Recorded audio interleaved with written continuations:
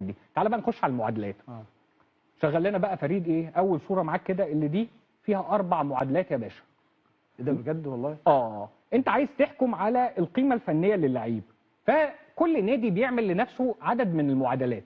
ده احد الانديه في اوروبا عامل المعادلات ازاي؟ انا عايز اشوف الاوفنسيف امباكت، يعني عايز اشوف الناتج الفني للاعب ده على المستوى الهجومي، فبحط الاجوان والاسيستات دي من الشركات الاحصائيه بقى، دي ارقام موجوده كده كده.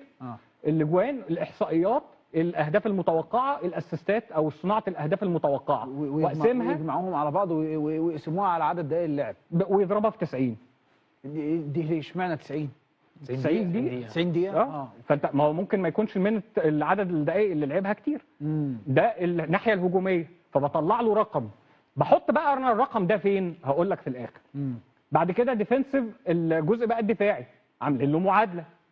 فانت عندك المعادلة دي التاكلز، التدخلات، قطع الكرة واسترجاعها، واقسمه على ايه بقى؟ على الفاولات وعلى عدد المرات اللي اخطائه ادت الى فرص على فرقتي.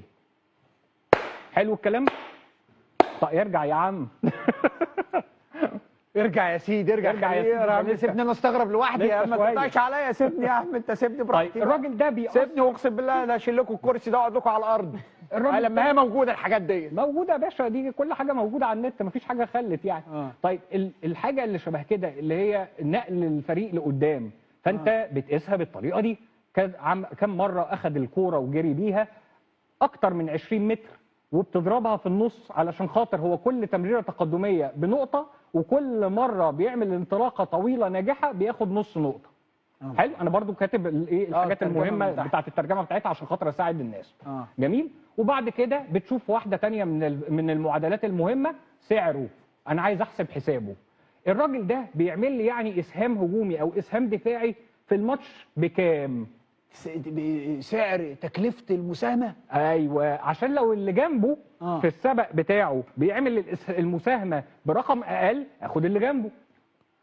اقلب على اللي بعده. هدف زائد اسيست زائد قطع كوره زائد ما اعرفش ايه كده. هات ارجع يا جدع، ارجع. تكبرت الموضوع قوي. ارجع يا جدع، ارجع يا جدع، ارجع. ده الدنيا متقدمه واحنا متاخرين. ده احنا في ديل. كبرت الموضوع قوي يا باشا. كبر الموضوع ايه؟ ده احنا في ديل الشكمان من ورا.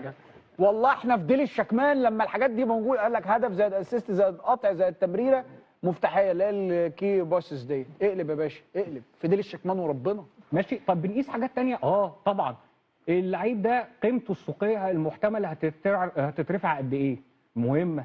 فتبص مثلا تشوف هو عنده كام سنه وهكذا. طيب حاجه ثانيه من الحاجات، هو الراجل ده بيديني قد ايه من اللي انا عايزه